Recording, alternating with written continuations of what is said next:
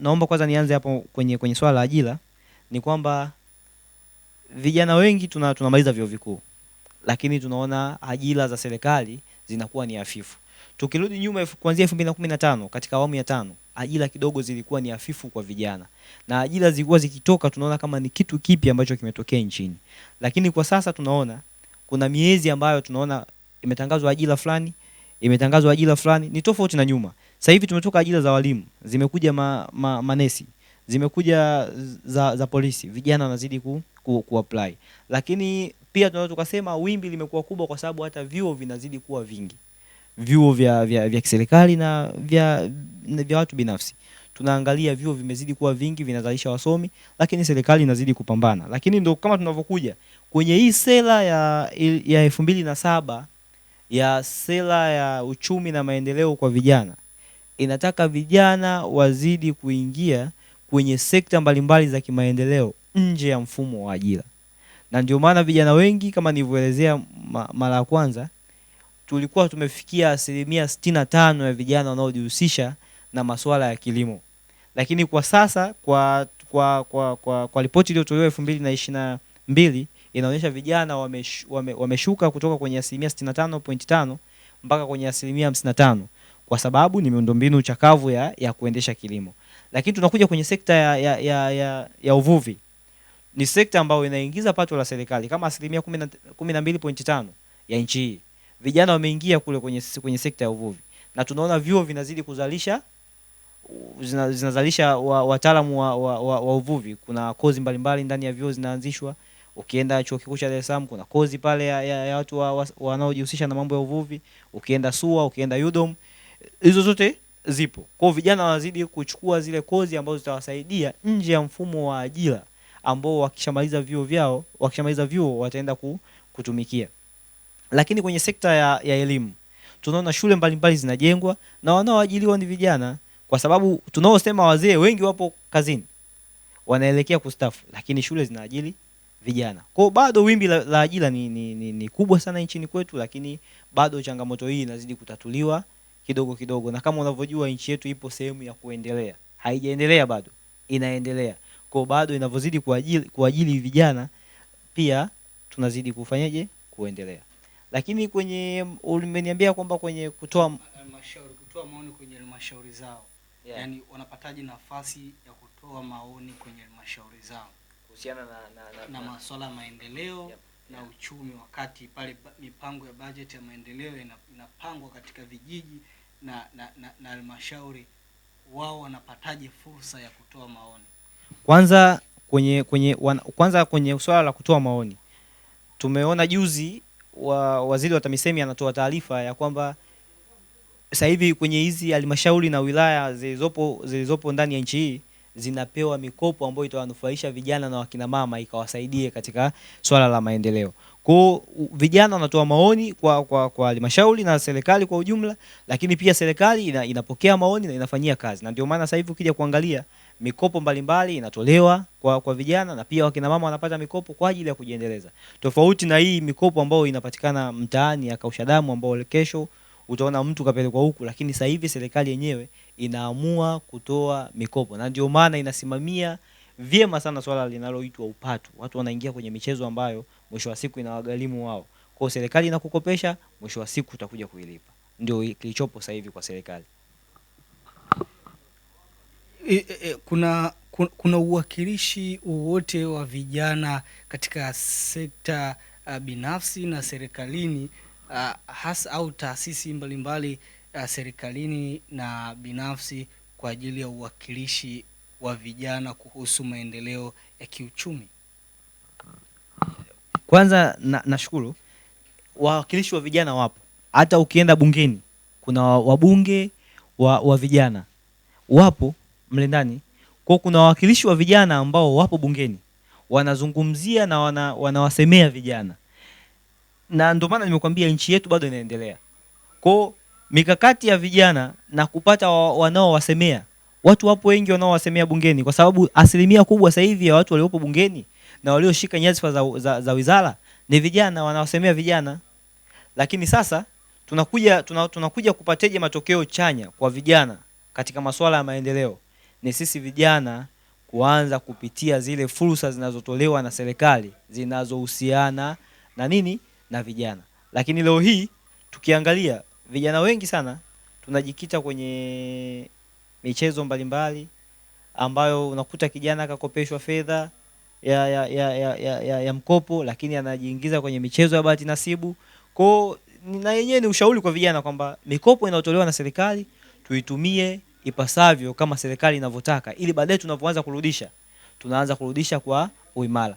Na pia ukija swala la mikopo, sisi ni wanufaika wa mikopo. Tukianza wanafunzi wa vyuo vikuu wanapata mikopo yote ile ni serikali, na mwisho wa siku deni la taifa linavyozidi kuwa kubwa, wanatokea watu wanaouliza kwamba deni limekuaje, wakati sisi wenyewe tunapewa mikopo, na hiyo mikopo inakopwa kwa sababu ya wanafunzi wa vyuo vikuu. Kwa hiyo tunapokuja swala la kuuliza kwamba hii mikopo inakujaje na hili deni la taifa linaongezekaje, tunashindwa kuelewa kwamba sisi kama vijana tunapata mikopo ambayo serikali inatupatia, tunapata mikopo ya vyuo vikuu serikali inatupatia, wakina mama wanapata mikopo, yote hiyo ni serikali inazidi kupeleka fedha kwenye wilaya na halmashauri zake zote. Sitaki kuingia sana kwenye deni la taifa, lakini kwa kuwa umegusia hapo, unaona tuna rasilimali nyingi sana katika nchi yetu za kuifanya nchi iendelee na ikue kiuchumi. Unaona kukopa peke yake ndio suluhisho la kufanya tupate maendeleo katika nchi hii? Sawa, miradi mingi sana ndani ya nchi hii, tukija kuangalia kuna miradi ambayo inafanyika ndani ya nchi hii tunabanana sisi wenyewe hapa ambao inajengwa. Lakini tunapokuja kwenye swala la kukopa, kila nchi inayoendelea, nchi nyingi zinakopa. Na tunaposema serikali inaingia deni la kukopa, sio kwamba wale viongozi wa serikali wanaenda kula zile fedha. Tunaona miradi mbalimbali ambayo inajengwa. Bwawa la Mwalimu Nyerere limefika 99%, 98% linamalizika. Kuna daraja la Busisi limejengwa, ni fedha ambazo tukisema sisi tubanane, tunabanana, lakini pia kuna fedha ambazo tunafanyaje? Tunaikopa.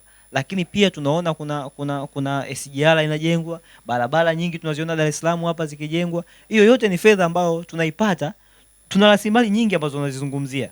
Lakini pia tunapata fedha za kuongezea na za kuweza kuchakata masuala ya maendeleo. Nikupe mfano mmoja. Wapo wanasiasa wengi wanaibuka wanasema kwamba tuna rasilimali nyingi sana nchi hii ambayo inaweza tukafanya sisi wenyewe tukabanana tukajenga. Wakati tunakusanya kodi za zile rasilimali, hatuwezi kusimamisha maendeleo ya nchi hii yasifanyike. Na ndio maana nchi inaingia gharama ya kwenda kukopa ili kuendeleza ile miradi ambayo inaendeshwa. Baadaye tukishabanana kwenye tozo tunaweza kulipa deni letu. Lakini pia naweza nikakukumbusha kwamba mikopo ya nchi hii haijaanzia kwenye serikali ya awamu ya 5 wala ya 6. Mwaka 1975 wakati inajengwa reli ya Tazara Tanzania mpaka Zambia, walikubaliana Mwalimu Nyerere na Kenneth Kaunda kujenga ile reli, lakini walikuwa hawana fedha ya kujenga ile reli. Ndipo China wakaamua kuwadhamini, kuwajengea, watawalipa kidogo kidogo. Lakini lile deni limekuja kuisha awamu ya 5 toka kwenye mwaka 1975 limekuja kuisha hapo. Na ukumbuke nyuma kwamba wakati Mkapa anashika nchi, Tanzania tulikuwa hatuna access ya kukopeshwa mikopo yoyote kutoka nchi yoyote. Alivyolipa madeni tofauti ndio tukapata namna ya kulipa madeni. Kwa hiyo nchi hii ili iendelee, inabidi tuweze kukopa, kuendeleza ile miradi ambayo tumeianzisha, na mwisho wa siku tuendelee kulipa kupitia tozo tunazopigana sisi wenyewe hapa ndani. Kwa hiyo kukopa sio swala la awamu ya 6. Limeanzia toka enzi na enzi. Na hakuna nchi ambayo inaendelea haikopi. Na ndio maana Marekani ni nchi kubwa, ni taifa kubwa, lakini limekopeshwa na China. China namdai deni kubwa sana Marekani. Kwa hiyo na nchi hii ukija kuangalia Afrika hii, nchi inayoongoza kwa madeni iliyokopeshwa ni Egypt. Wakati Egypt ni taifa kubwa kuliko Tanzania. Kwa hiyo hakuna taifa ambalo halikopeshwi. Na tunapozungumzia deni kuongezeka, hakuna rais ambaye atatokea nchi hii atashindwa kukopa.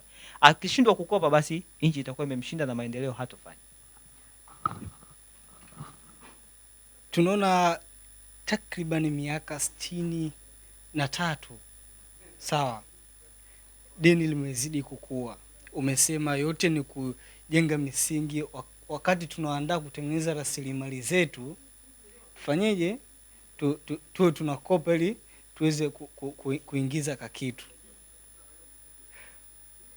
Miaka 63 tumeshindwaje kutengeneza misingi ya kutumia rasilimali zetu hadi tuendelee kukopa? Tuamini, tuweke akili zetu kwenye ndoto kuwa tutakuja kutengeneza misingi mizuri baadaye. Kwa nini haikuwa kwenye miaka 63 na kwa nini ije kuwa mbele? Kwanza niseme jambo moja. Niseme jambo moja, nchi hii inazidi kuendelea. Nchi hii inazidi kukua. Nchi ilivyokuwa miaka 30 nyuma ni tofauti na sasa. Sasa hivi tuna miundombinu ambayo ni mikubwa, ambayo sehemu nyingine, nchi nyingine hawana. Tukija kwenye swala la SGR, kuna nchi zingine hazina. Ni nchi kubwa ambazo ni kubwa tunasema. Tunakuja kwenye swala la tulikuwa tuna barabara za hizi flyover. Sasa hivi tunazo. Tunazidi kupiga hatua. Kwa nini katika miaka hii 63 yote tumeshindwa kutumia rasilimali zetu sisi wenyewe ili kukuza maendeleo yetu na tukaachana na kukopa? Ni kitu ambacho nimekizungumzia kwamba nchi yoyote ili iweze kuendelea lazima ikope, ili nyie wenyewe mbanane ili kupitia kodi na tozo zote ili muweze kulipa lile deni. Kwa Tanzania sio nchi ya kwanza kama ninavyozungumzia kukopa. Nchi nyingi zinakopa na nchi zote ambazo zinaendelea lazima zikope, na zikisha kopa baadaye tunabanana kwenye tozo ili kulipa lile deni. Lakini kuna nchi mfano Mauritius, na kuchukulia mfano nchi hiyo ambayo haina rasilimali kama lizo nazo sisi, lakini nchi ambayo imeendelea kwa uuzaji wa sukari na vyakula vya baharini. Unaona wao waliwekeza kwenye nini hasa hadi kuendeleza nchi yao kwa kutumia rasilimali chache walizokuwa nazo, tofauti na sisi ambao tuna madini ya dimu, tuna rasilimali ya dimu ambazo zipo katika nchi yetu na tunashindwa kuendelea ndani ya miaka 63. Kwanza napenda kuizungumzia vizuri ulivyoniambia hapa Mauritius. Wale wameseti kwanza, cha kwanza wameseti standard ya sera yao. Sera yao ya kuhusiana na swala la uvuvi wana vifaa vinavyowafanya waweze kukua katika sekta ambazo wao wanazitegemea. Kwa mfano kama hiyo production ya sukari, lakini pia kwenye swala la uvuvi wameseti sera ambazo zitafanya maendeleo nchi yao itaendelea kupitia hivyo vitu. Lakini Tanzania ni tofauti na hizi nchi ambazo sisi tunazisema. Sisi tuna sekta mbalimbali ambazo kama nchi lazima wazisimamie. Hawawezi wakaacha sekta moja wakaenda sekta nyingine. Nilimsikia Mheshimiwa Heche akilalamika kwamba serikali inakopa wakati Norway wanategemea swala la uvuvi ili kuendelea katika nchi yao, tofauti na sisi Tanzania. Lakini Norway wenyewe wana sekta ya uvuvi ambao wao wanaitegemea zaidi. Sisi tuna sekta mbalimbali. Na ndio maana nimesema sekta ya kilimo ndio nyenzo kubwa ya nchi hii. Na inachangia pato la 26.2% katika nchi hii. Lakini pia Tanzania haijalala na nchi haijalala, bado inaendeleza sekta mbalimbali ambazo itakuamua vijana. Yaani bado tunatengeneza sekta mbalimbali ambazo zitakuamua vijana. Na bado vijana wanahitaji mikopo. Na population yetu inakuwa, haisimami, inakuwa. Tuna takriban watu milioni 61 nchi hii. Ni watu wengi sana ambao wanahitaji miundombinu ya barabara, wanahitaji vituo vya afya. Kwa kama serikali inazidi kukopa, lakini sera zake za rasilimali zilizopo ndani zinazidi kuimarishwa ili kwenda na mikakati. Na ndio maana sasa hivi tuna umeme unauzwa nje. Si ndivyo? Umeme unauzwa nje, tunaingiza fedha zetu, lakini pia tuna production ya timba, watu wanauza mbao, tunapata fedha. Rasilimali nyingi sana tunaziuza. Tulikuwa tunauza sukari nje wakati fulani, lakini tunazidi kuendelea na sisi kwa sababu tuna population kubwa nchi hii, lakini mwisho wa siku hata maendeleo yetu yanazidi kuonekana yanakuwa tofauti na nyuma. Nikuulize hapo, tuweke kitu kimoja kidogo, ili swali nafikiri ni nje kidogo ya yote. Nini ambacho tunakitaka Tanzania? Yaani jambo gani ambalo tunahitaji Tanzania kama Tanzania? Swali hili lina maana kwamba tuna bwawa la umeme au tuna mahitaji ya umeme karibia 1900 megawati zinatakiwa kwa matumizi ya ndani. Tuliokuwa nayo karibia ni 3600 na juzi tulisikia kuna baadhi ya mikoa inakosa umeme, hivyo inatupasa tuchukue umeme kutoka nje.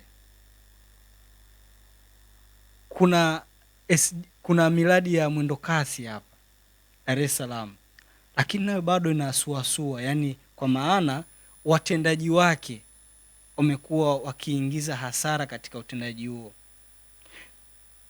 Ripoti ya CAG ilisomwa ikasema kuwa SGR imeingiza hasara kubwa ya mabilioni. TANESCO imeingiza hasara na inadaiwa, sio imeingiza hasara na inadaiwa. Unafikiri kwa mwenendo huu Tanzania tunayataka nini ili tuweze kuwa sawa?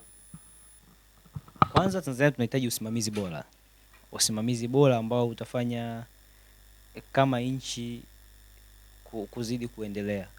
Na napenda kukwambia ni kwamba tukija kwenye sekta kama ulizozitaja kwamba zimeingiza hasara, nadhani ni kwanza ni miradi kuendeshwa kwa muda mrefu. Kwa mfano SGR toka process imeanza mpaka inavyokuja kukamilika, na mpaka sasa haijakamilika kwa sababu bado kuna maeneo ambayo kwenye plani yameplaniwa SGR yenyewe kufika, lakini bado haijafika. Kwa tuwezi kusema kwamba imekamilika, bado haijakamilika. Kwa nadhani baadhi ya hasara ambazo zinatokea katika hizi SGR kwenye mambo ya TANESCO nadhani ni usimamizi hafifu sana. Na tukikumbuka kwenye taarifa ya CAG alisema kwamba wilaya Ilala nadhani haijapeleka tozo zake ushuru wake ambao umetozwa kwa mwaka mmoja, haijapeleka serikalini. Nadhani ni usimamizi tu bora ambao unahitajika katika nchi hii ili kwenda kuimarisha maendeleo. Lakini sera na mipango na ilani ya chama kinachoongoza nchi hii ipo vizuri kabisa na imeseti standard vizuri kwa ukubwa wake, na bado tuna imani na serikali na bado tuna imani na hichi chama bado kinachoendelea kutawala katika nchi hii. Kwa maana hiyo inahitajika tu watendaji kazi bora, kwa sababu Mheshimiwa Rais anaweza akatengeneza sera ambazo vijana wake kama mawaziri wake waweze kuisimamia, lakini watendaji kazi wake wakaweza kumfelisha. Kwa nadhani kwa kupitia Rais ana watendaji kazi wake ambao ni wa chini mpaka kwenda kwa wakuu wa mikoa, wakuu wa wilaya, bado tunaona miradi bado inazidi kusimama. Lakini pia serikali lazima ipige hatua kwa kuleta wakandarasi ambao ni bora kuja kutengeneza hii miundombinu ya mwendo kasi, barabara za mwendo kasi pamoja na barabara za magari ya kawaida kwa ajili ya kuja kuiletea nchi yetu maendeleo. Tunaelekea kwenye AFCON na ndo nadhani serikali imetarget kutengeneza hizi barabara za mwendo kasi kuimarisha, lakini pia tunahitaji wakandarasi ambao ni timamu na ni bora, wanaweza wakamaliza kazi kwa muda mwafaka. Umesema inahitaji sera na usimamizi bora. Miaka 63 Meshak, waliopo madarakani ndio wale tangu nchi inapata uhuru. Nani anatakiwa kusimamia hizo sera kama ulivyosema inahitaji usimamizi bora? Nani anatakiwa kusimamia kama waliopo wanaonekana wameshindwa kutekeleza usimamizi kwa miaka 63? Na ndio maana nimekwambia sera zinabadilika. Sera za nchi hii zinabadilika na zinaimarishwa. Nilivyozungumza mara ya kwanza kwamba sera ya vijana ya uchumi na maendeleo nchi hii ilianza mwaka 96. Ilivyoanzishwa mwaka 96 imekuja kuboreshwa 2007 na toleo lake la kwanza limetokea ni 2024 ambalo limeimarishwa, ambayo hiyo sera ya vijana katika uchumi na maendeleo inazidi kuimarishwa. Kwa hata sera za nchi hii bado zinazidi kuimarishwa, na ndio maana maendeleo tuliokuwa tunayapata nyuma tuliokuwa nayo ni tofauti na sasa hivi. Tuna vituo vya afya vingi sana nchi. Tuna shule nyingi zimejengwa.